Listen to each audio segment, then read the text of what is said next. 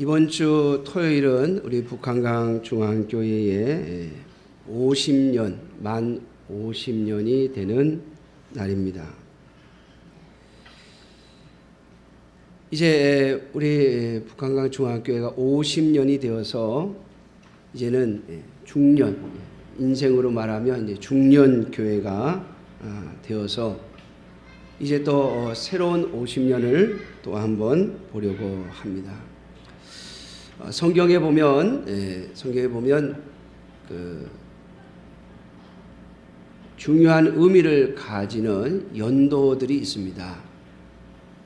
7년 또는 40년, 또 공직에 나아갈 수 있는 나이 30년. 요셉도 30세가 되어서 애굽의 총리가 되었고, 또 예수님도 30세에 공생애를 시작하셨습니다. 모세는 40세에 하나님의 부르심을 깨달았고, 또 광야 40년의 연단의 시간을 가졌습니다. 성경에서 주는 50년의 의미는 희년의 해입니다. 희년이라 하면 한 시기, 하나님의 백성들이 살아내야 하는 한 회기입니다. 보통 20세에 성인이 되었다면 그는 전 인생에 걸쳐 단 한 번 희년을 맞이하게 되어지는 것입니다. 20세에 성인이 되고 난 후에 희년을 2번 맞이할 수는 없습니다. 거의 모든 인생들이 그렇죠. 아주 특별하게 한 120년을 산다 그러면 모를까. 120살을 살면 아마 희년을 2번 맞이하겠죠. 그러나 그렇지 않다면 거의 모든 인생들이 성인이 된 이후에 딱 한 번 희년을 맞이하게 되어지는 것이죠. 하나님은 이스라엘 백성들이 가나안 땅에 들어가서 살면서 그들이 살아내야 할 인생을 50년으로 정리하셨습니다. 그래서 50년에 한 번씩 하나님께서 이스라엘 백성들을 각 가문에 나누어 주신 땅들을 각각 자기 원래의 가문대로 돌려놓으라 말씀하시며 이 해를 희년이라 그렇게 말씀을 하신 것이죠. 어찌 보면 우리 교회는 이제 50년의 세월을 보내면서 이제 새로운 50년, 새로운 세대를 살아가야 할 시기에 온 것 같습니다. 지나온 50년을 정리하면서 하나님 앞에 감사하고, 그리고 하나님께서 우리를 어디로 인도해 가시는가, 우리에게 어디를 향하여 가라고 하시는가를 한번 볼 수 있는 그러한 50주년이 되었으면 좋겠습니다. 제가 지난 주간에 지난 주일 전에 우리 교회 그 초대 목사님의 사모님을 지난주 화요일 날 제가 만나 뵙고 왔습니다. 그런데 한 2시간 반 정도 대화를 했는데 그 대화 속에서 저에게 이 기억되어지는, 이게 이렇게 감동으로 들려지는 이야기가 하나 있었습니다. 저는 우리 초대 목사님이신 정인영 목사님께서 우리 북한강 중앙교회, 옛날 이름은 수임리교회죠, 이 교회에 처음 목회지로 오시지 않았나 이런 생각을 했습니다. 왜냐하면 그분이 지금 사모님께서 85세시니까요. 50년 전이면 사모님 35세 때 저희 교회에 오신 거 아니겠어요? 35세면 제가 이 교회 올 때랑 비슷한 나이인데, 그러니까 저희가 첫 목회진가 그렇게 생각을 했습니다. 그런데 대화를 하는 중에 그 목사님은 저 전라북도에서 안정적으로 목회를 하고 계셨답니다. 그래서 목회를 잘 하고 계셨는데 의정부에 있는 어느 목사님이 이 정인영 목사님에게 이쪽에 경기도에 와서 목회를 해보지 않겠느냐 그러면서 여기를 우리 교회를 추천하더랍니다. 그 당시에 우리 교회는 건물도 없었고, 제가 알기로 마을회관하고 그리고 초등학교에서 이렇게 모여가지고 몇 명이서 예배를 드리는 그러한 시기였죠. 의료 선교단이 저희 교회에 들어오면서 얘기를 들어보니까 그 홀트 아동복지 센터에서, 홀트 아동복지회에서 우리 수임리로 의료봉사를 왔었답니다. 그분들을 통해서 몇 명이 예수를 믿게 되었고, 그리고 이제 막 성도들이 생긴 이곳에 목회를 하지 않겠느냐라고 하는 그 말을 듣고 여기를 한번 오셨대요. 우리 교회가 있던 자리에 이렇게 곡식이 이렇게 밭작물들이 심어져 있었는데, 그때 생각하시기에는 이게 평평하고 땅이 괜찮아 보이는 그런 느낌을 받으셔서, 그리고 돌아가서 기도하시는데 갈 마음이 드셨답니다. 사모님은 뭣도 모르고 따라오셨더니 왔는데, 와보니까 너무나도 어려운 상황에 있었다고 합니다. 우리 북한강중학교에는 그렇게 시작을 했어요. 더 좋은 목회지가 있었음에도 불구하고 하나님의 부르심을 받아 이곳에 오셔서 이 교회를 세운, 그런데 여기 오셨는데 오시면서 그 서울에 있는 성도교회 여전도회가 관심을 가지고 도움을 주면서 오자마자 땅도 사고 그리고 또 건물도 짓게 되었다고 하더라고요. 그 사모님께서 지금도 잊지 못하시는 것이 하나 있는데요. 요즘의 기준으로 보면 좀 이상한 이야기예요. 그러나 그 당시에는 아마 전부 하나님의 은혜로 생각했을 겁니다. 여러분, 옛날에는 건물을 지으려면 뭐가 있어야 되죠? 제일 중요한 게 뭐냐면 나무예요, 나무. 기둥으로 세우고 그 다음에 이 천정을 하고 이렇게 하려면 나무가 있어야 되는데, 이 동네에 저쪽 노문이 쪽으로 동네에 산을 지키는 분이 있었답니다. 산 지키는 분. 근데 그분이 무슨 마음이 있었는지 이 교회에 예배당을 짓는데 필요한 나무들을 산에서 가져가라고 그래요. 근데 동네 사람들이 보면 이제 큰일 나니까 산은 나라 거니까요. 그래서 밤에 동네 청년들이 몰래 가가지고 나무를 끄집어 와가지고는 예배당을 지었대요. 믿지 않는 분임에도 불구하고, 신앙생활을 안 하는 분임에도 불구하고 교회를 짓는다고 하니까 이 산에 있는 나무를 가져와서 지을 수 있도록, 지금도 그분을 생각하면 너무 고맙더랍니다. 뿐만 아니라 집도 없는 이 교회에 와서 있을 때 어느 교회도 안 다니시는 분인데 자기가 지은 집에 와서 좀 있으라고 해가지고 그 집에 가서 임시로 기거를 했는데, 이 나무로 만든 이 마루 같은 우리 평상 같은 게 있었는데 그게 너무 좋았대요. 그런데 거기서 잠깐 있으면서 이 화로불을 그 형상 위에다 올려놔가지고 바닥을 태워 먹었다. 지금도 그게 얼마나 미안한지. 그런데 그런 도움과 그런 은혜를 안 믿는 사람들이 해주더라는 거예요.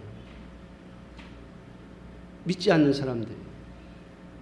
사랑하는 성도 여러분, 무슨 생각을 가지고 어떤 계획을 가지고 오셨는지 모르겠습니다만은 분명 그 목사님도 나름대로 생각이 있고 계획을 가지고 오셨겠죠. 그러나 하나님은 그분을 인도하시고 그분을 통해서 이 교회를 세우시고 또 여기에 하나님의 백성들을 불러 모아 주셔서 지금까지 교회가 지내올 수 있도록 하나님은 은혜를 베풀어 주셨습니다. 사랑하는 성도 여러분, 사람은 각각 자기의 계획을 가지고 살아갑니다. 저도 이곳에 올 때 하나님의 부르심을 받아왔지만은 제 나름대로 여러 가지 계획을 세워봤습니다. 그런데 결국 하나님이 인도하시는 바가 있더라고요. 이제 오늘 6월 6일 날 우리 교회에 역대 목사님들이 몇 분 오실 것인데요. 그분들 중에 한 분은 우리 교회에 1년도 안 계시다 가셨어요. 제가 보니까 한 10개월인가 9개월인가 있다 가셨어요. 그럼 뭐하러 오셨을까? 9개월 있자고 여기 오겠어요?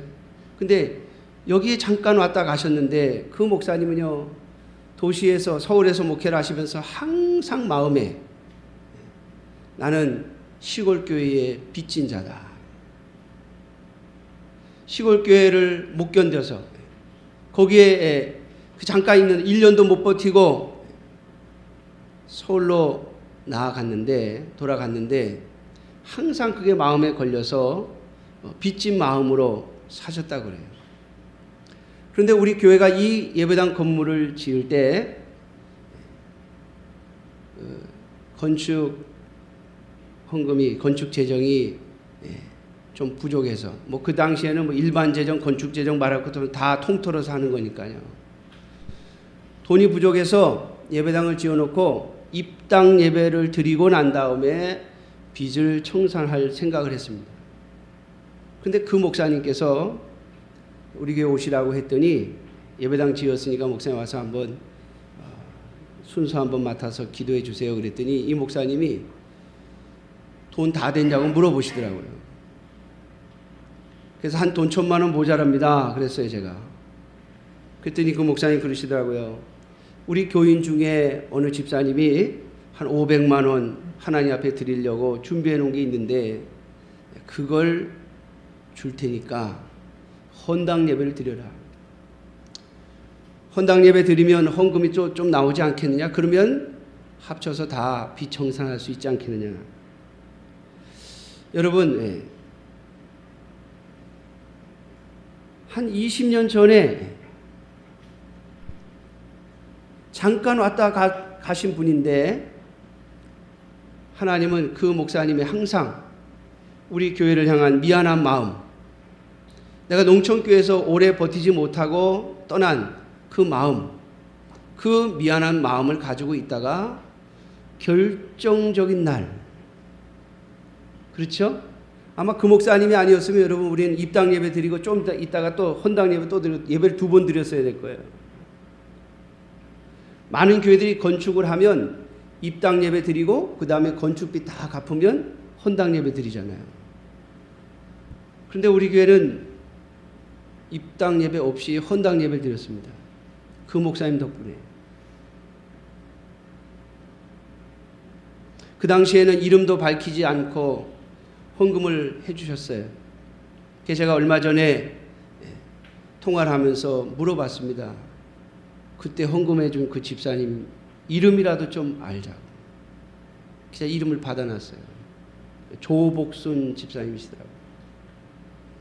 여러분, 20년 전에 잠깐 왔다 갔어요. 그러나 하나님은 그 잠깐 계시던 그것을 근거로 또 하나님의 역사를 만들어 가시는 것을 봅니다.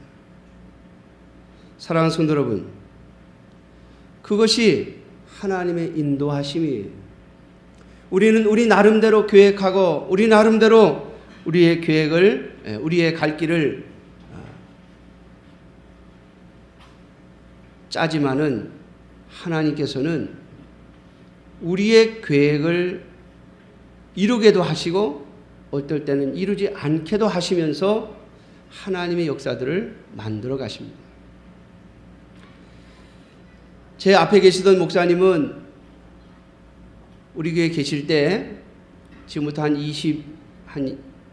20년 이전이죠. 한 3년 반 계시다 가셨는데 그 목사님은 이 교회에 오셔가지고요. 참으로 많은 계획들을 세우셨어요.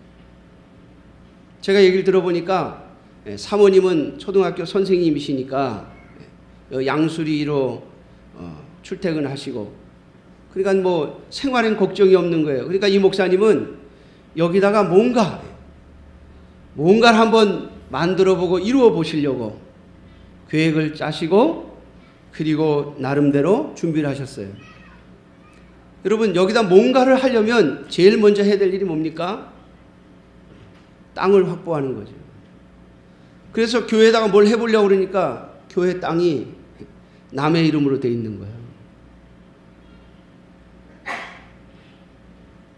옛날 교회에다 땅을 판 사람의 아들 이름으로 등기가 넘어가 있는 거예요.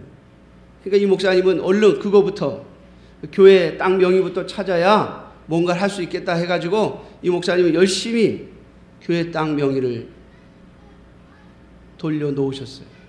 뿐만 아니라 교회 땅을 찾고 나니까 진입로가 없어. 여러분 도로랑 붙어 있지 않는 땅 쓸모없는 거 아시죠? 건축 행위 할 수 없습니다. 그러니까 이 목사님 또 전부 등기 띄고 지적도 띄어가지고 보니까 들어오는 입구에 땅이 있어요. 그래서 또 우리 신장로님이 여기 동네에 원래 계시던 분이니까 신장로님이 이렇게 일하게 하셔가지고 또 땅을 다 찾아 놓으셨어요. 그리고 뭔가를 해보려고 했는데 그분의 계획이 다 무너졌습니다.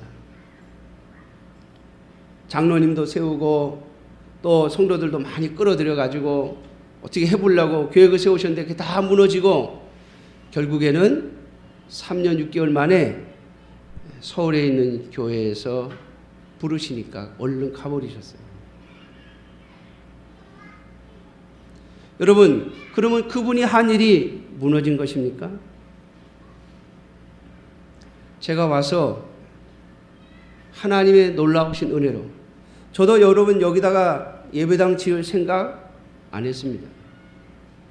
저의 계획은 여기서 잘 버티다가 그 당시 뭐 성도님들 한 9분, 10분 계셨으니까 어떻게든 버티다가 가볼 작정으로 저도 도망갈 생각을 했어요. 그런데 도망가려고 해보니까 이게 제가 그런 생각이 들더라고요. 나도 있기 싫은데 누가 오겠나 싶더라고요. 나도 있기 싫은데. 그러니까 제 성격이죠. 뭐 나도 있기 싫으면 그냥 가면 그만이지. 그러니까 제가 나도 있기 싫은데 누가 오려나. 그 좀 올 수 있는 무슨 기본이라도 좀 만들어 놓고 도망을 가야지. 그래야 좀 덜 창피하겠다. 그런 생각이 들었어요. 하나님 앞에도 죄송스럽지 않고 또 여기 있는 성도들한테도 욕을 안 먹겠다. 그래서 좀 뭐 좀 고쳐놓고 가려고 하는 것이 저의 계획이었습니다. 그런데 하나님은 예배당도 짓게 하시고 교육관도 짓게 하시고 제가 건축을 하면서 깨달은 게 있어요. 제 앞에 있던 목사님 때 이 땅들을 다 찾아놓지 않았더라면 건축을 하고 싶어도 못하는 거예요. 무슨 재주로 합니까? 그거 하다가 세월 다 보낸 거예요. 저는 또 성격상 누구랑 싸우는 걸 굉장히 싫어합니다. 제 앞에 있던 목사님은 막 내용 증명도 보내고 나중에는 막 화가 나셔서 삽자루도 한번 들고 내려가 보신 적도 있다고 그러더라고요. 너무 화가 나셔가지고. 저는 절대 삽자루 들고 못 내려갑니다.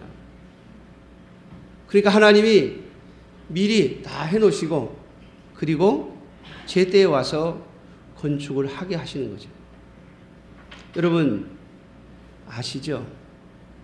건축도 우리가 기도하고 설계하고 계획하고 시작했습니까?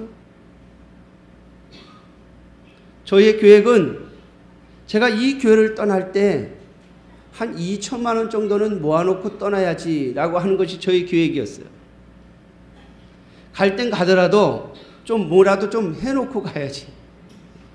없는 교회 살림에 뭐 기본이라도 만들어 놓고 가야지라고 하는 생각을 가지고 저희 계획은 그것이었어요. 그런데 하나님은 예배당도 짓게 하시고 교육관도 짓게 하시더라고요. 사랑하는 성도 여러분, 하나님은 저와 여러분들의 모든 인생 속에 인도하시는 분이심을 잊지 마세요. 오늘 우리가 50주년을 맞이하면서 하나님께서 우리 교회를 지금까지 인도해 오신 것, 그것을 잊지 않는 저와 여러분들이 되시기를 주님의 이름으로 축원합니다. 왜냐하면 하나님은 구약 성경에서 끊임없이 이스라엘 백성들에게 말씀하십니다. 너희를 종되었던 애굽 땅에서 인도하여 낸 나 여호와가 너희에게 말하노라. 너희를 애굽 땅에서 인도해 낸 나 여호와, 너희를 가나안 땅으로 인도하여 너희에게 젖과 꿀이 흐르는 땅에 정착하게 한 나 여호와, 나 여호와, 그 인도한 하나님을 잊지 말라고 말씀합니다. 사랑하는 성도 여러분, 하나님의 교회의 역사 속에서 우리를 인도하시고 지금까지 인도해 주신 하나님을 잊지 않는 저와 여러분들이 되시기를 주님의 이름으로 축원합니다. 그래야 우리가 갈 방향을 알 수 있어요.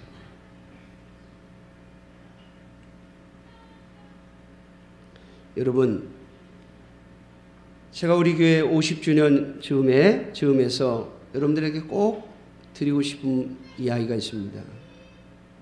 제가 저희 교회에 와가지고 하나님의 놀라우신 은혜와 은총을 입은 것은 이 예배당을 짓는 일이었어요. 지금도 꿈만 같습니다. 그런데 이 예배당을 짓는 일이 여러분 어디서부터 시작했는지 아십니까? 2000년 봄에 제가 새벽에 기도하고 있는데 하나님이 저한테 그러세요. 제 마음에 왜 너희 교인들은 선교헌금을 안 하냐? 제 대답은 그것이었습니다. 하나님, 우리가 선교헌금을 받고 있습니다. 선교헌금 받는 형편에 어떻게 선교헌금을 합니까? 그런데 하나님이 제 마음속에 주신 생각은 이것이었습니다. 그러니까 너희 교회는 복이 없지.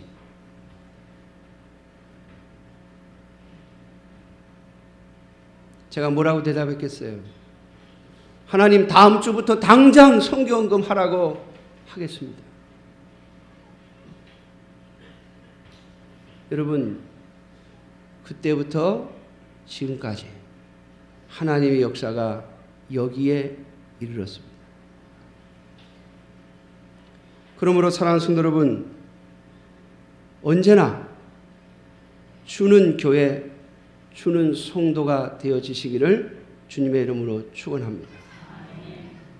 저는 주는 자가 복이 있다고 하신 주의 말씀이 우리 교회의 역사를 통하여 증명되었다고 생각합니다. 여러분들의 삶의 역사 속에서도 그 하나님의 말씀이 진리임을 증거할 수 있는 자들이 되어지시기를 주님의 이름으로 축원합니다. 인도하시는 하나님, 오늘 교회의 50주년 역사를 맞이하면서 교회만을 보는 것이 아니라 여러분 자신을 볼 수 있기를 주님의 이름으로 축원합니다. 여러분들의 인생을 살펴보십시오. 여러분들은 어떤 계획을 가지고 지금까지 살아오셨습니까? 또 지금 현재 어떤 계획을 가지고 계십니까? 여러분들이 진정 하나님의 자녀가 맞다면 하나님은 여러분들의 인생을 인도해 가실 것입니다. 여러분들은 하나님의 손에서 벗어날 수 없습니다. 하나님의 자녀는 하나님께서 그 걸음을 인도하시는 것입니다. 그러므로 사랑하는 성도 여러분, 저와 여러분들의 인생 속에서 내 계획대로 되지 아니하고 하나님의 인도하심을 보면서 하나님이 나에게 무엇을 원하시는가를 발견할 수 있기를 주님의 이름으로 축원합니다. 나에게 원하는 인생, 하나님께서 나를 인도하고 싶어 하시는 그 길이 무엇인지를 볼 수 있기를 바랍니다. 그 길이 저와 여러분들이 남은 인생을 진심으로 가치 있게 보내는 길이요.